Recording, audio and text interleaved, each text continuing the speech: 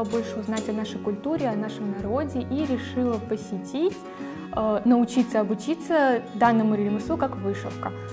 И вот с 12 лет по сей день я занимаюсь данным ремеслом. Мой первый преподаватель — это Зарема Мустафаева, которая, можно сказать, вдохновила и направила меня.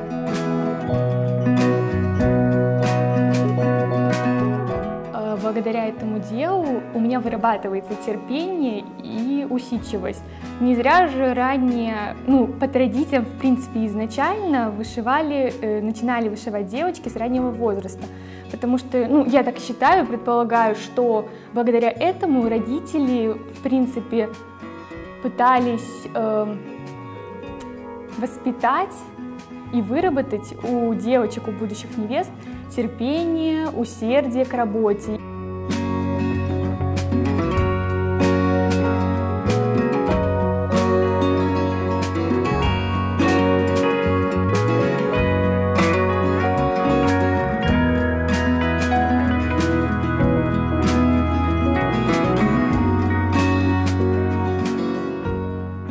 В процессе обучения я уже сама заинтересовалась и вдохновилась нашей историей. В каждой детали, в каждой линии, будь то она плавная или прямая, кроется своя символика, свое значение. Оно имеет не только эстетическую красоту, но также свой сакральный смысл. И меня это, в принципе, впечатлило, вдохновило. Орнамент — это история, которую ты можешь прочесть не только в книгах, но и, в принципе, увидеть в абсолютно всех работах мастеров, которые создавались до нас и создаются по сей день. И приятно осознавать, что ты участвуешь в этом и как-то тоже пытаешься передать историю свою и жизнь нашего народа.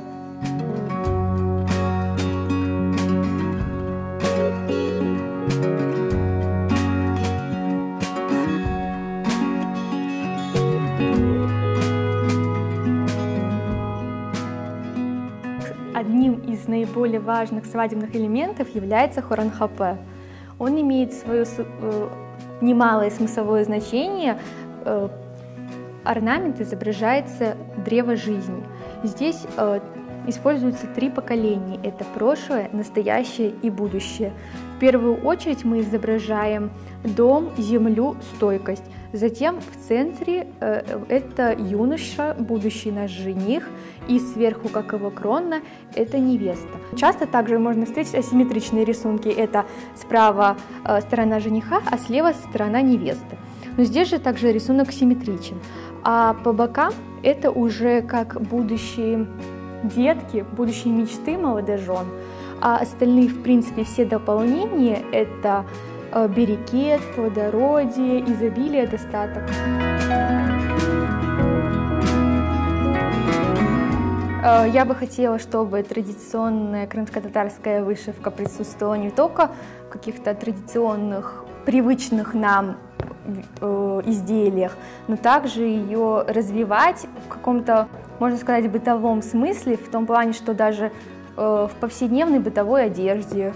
Допустим, вот в этом году я экспериментировала с поясными сумками. Казалось бы, спортивная какая-то вещь, которую ты носишь каждый день, но в принципе предположить, что на ней будет крымско-татарская национальная вышивка, немножко сложновато. Но тем не менее я попробовала, это показалось очень интересно, с какой-то некой изюминкой. На сегодняшний день любой современный образ может дополнить фес, и он, в принципе, не обязательно может быть настолько напыщенным орнаментом, а мы можем использовать что-то более минимальное, лаконичное.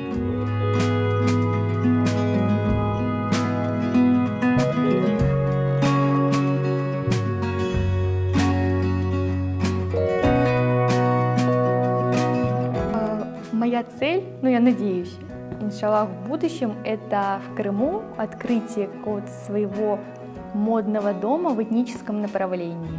Не что-то, что нам привычно и стандартно, это, допустим, надевать на никях крымско-татарский костюм, но также использовать его в каких-то вечерних образах, на свадьбу, какое-либо мероприятие, да и вообще, в принципе, в бытовой жизни. Кто, если не мы сейчас, будем этим заниматься? В принципе, это моя культура, мой народ, мое богатство. Меня вдохновляет то, что мои работы будут передаваться из поколения в поколение. Я хочу научить этому ремеслу в будущем моих детей, в принципе, чтобы данный вид деятельности не угасал, а наоборот все более и более развивался не только в Крыму, но и за пределами Крыма.